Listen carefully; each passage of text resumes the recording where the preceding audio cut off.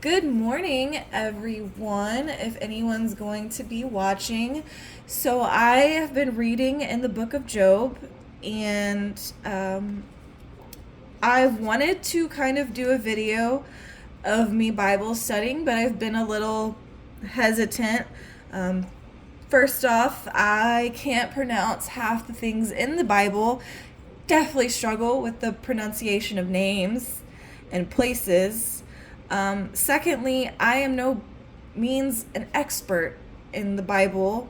I use a commentary, and I will be using that today in this video. So those are some reasons why I've been hesitant. I didn't really want to be judged harshly, but something in me was calling me to do this, so I'm gonna do it. If you hear my dogs, I have a corgi and I have a little dachshunds. They're very loud. They bark, they cry, they whine. The little dachshund is itchy right now because he's dealing with some skin allergies. So if anyone has any advice on how to soothe skin allergies in dogs, you can drop that in the comments. As some of you know, I am currently unemployed, so I'm trying to get it under control right now without vet. But if I do need a vet, I obviously will take him to one. But being unemployed, that can get expensive. So if anyone has any recommendations for skin allergies for dogs, you can let me know. That would be a great help. Okay. Well, let's start. I am on chapter 10. Job despairs of God's dealings. I am disgusted with my own life. I will express my complaint freely. I will speak in the bitterness of my soul. I will say to God, do not condemn me. Let me know why you contend with me. And my commentary here says, condemn me is referring to not the condemnation of Job's soul, but Job's physical suffering as a punishment. He held nothing back in his misery, but asked God to show him why all this had happened. And who can't relate to that?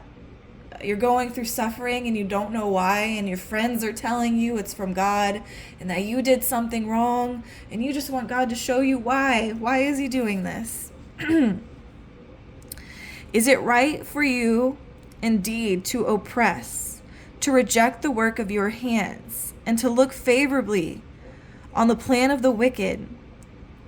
Do you have eyes of flesh, or do you see as mankind sees?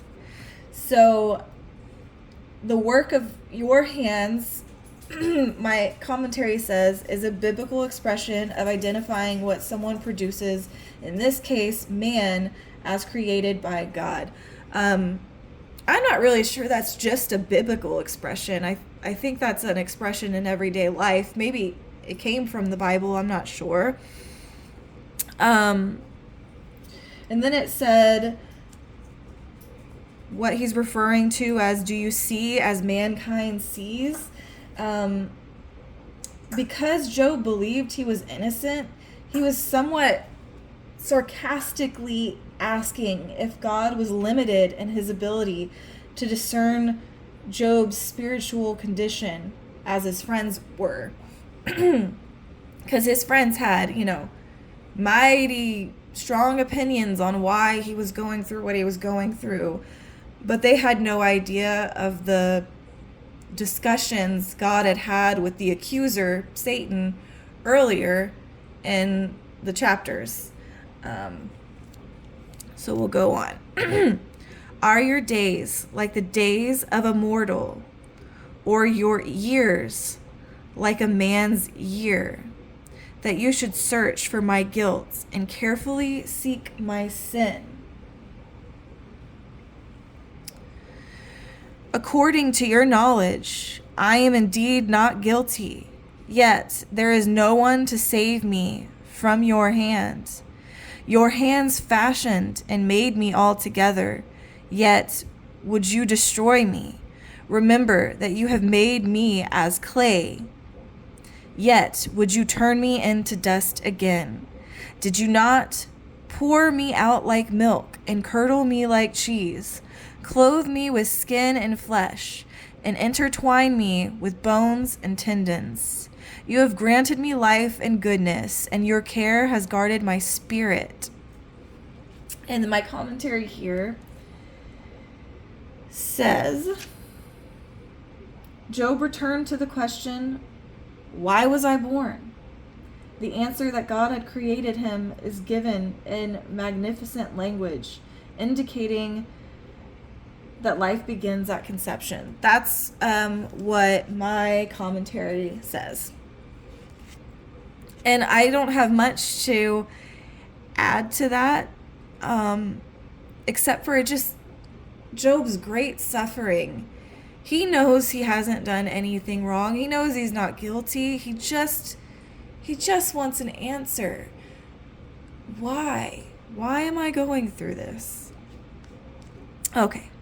Yet you have concealed these things in your hearts. I know that this is within you. If I have sinned, you will take note of me and will not acquit me of my guilt. If I am wicked, woe to me, but if I am righteous, I dare not lift up my head. I am full of shame and conscious of my misery. And should my head be high, you would hunt me like a lion, and you would show your power against me again. So my commentary says, Job was wondering if God had planned in his divine purpose not to be merciful to him, which we know isn't the case. Reading this and knowing why he's going through all of this makes it so hard. You just kind of want to go to Job yourself and be like, you did nothing wrong. That's actually why you're going through this. Okay. You renew your witnesses against me and increase your anger toward me. Hardship after hardship is with me. So here he's just kind of saying God seemed to be sending people to accuse him. And with each witness came another wave of condemnation and increased suffering. And I'm sure at this point he wishes his friends would probably just go back home. I don't need you. Go back home. I'm sure that's what he wishes. Why then did you bring me out of the womb? If only I had died and no eye had seen me. So here, let me see what my commentary says. Job returned to the question of why God allowed him to be born. This time, he was not just lamenting the day of his birth, but he was asking God for the reason he allowed it to happen at all. I should have been as though I had not been, brought from womb to tomb. So here he's just saying, I shouldn't have been at all, and I should have gone straight from my mother to my grave. Which is so sad that someone could think like that, but this is kind of what people who deal with depression face every day. Would he not leave my few days alone, withdraw from me, so that I may have a little cheerfulness before I go, and I shall not return to the land of darkness and deep shadow, the land of utter gloom like darkness itself, of deep shadow without order, and it shines like darkness. So here, let's see. Here my commentary is saying, Job is saying, since I was destined to these ills from my birth, at least give me a little breathing room during my brief days left to me before I die. Death was gloomily described as darkness. So, yeah, this was my little Bible study of Job chapter 10. I mostly got things for my commentary. Some of it was my own commentary. I wouldn't come to this video and get all my information from this video because, like I said, I am not a expert. I have to use my commentary. I have to use Google. Sometimes I highlight things that I probably shouldn't have highlighted, and I misinterpret things. That happens. So kind of look into your own heart of how you want a Bible study and what how you want to go about it.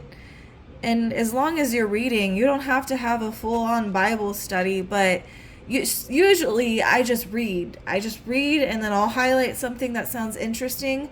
But the book of Job is very complex to me, and it's very beautiful poetry, but poetry can kind of be hard to interpret sometimes. So I like to have my commentary for books like these.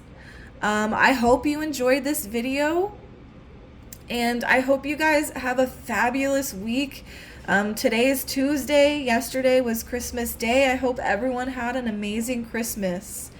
And yeah, I love you guys. God bless you, and have a great week.